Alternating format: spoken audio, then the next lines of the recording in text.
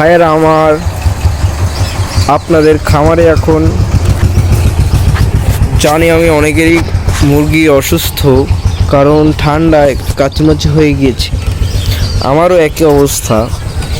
এই দেখেন আপনারা, এখানে আমার মুরগিগুলো জিমাচ্ছে। কিছু মুরগি যে গেড়ি একটা মোচড় দিয়ে বসে, এইটার কারণ হচ্ছে তাদের শরীরের ভিতরেই ঠান্ডা, বুঝছেন?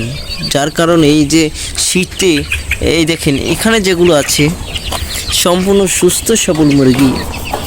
এই মুরগির কোনো প্রকার রোগ জীবাণু নেই, কিন্তু এই পেশেরগুলো এদের থেকে একবার ছোট।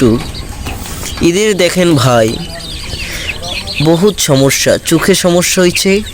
এটা হচ্ছে করাই যায়, এটার জন্য ট্রিটমেন্ট কালকে শুরু করেছি।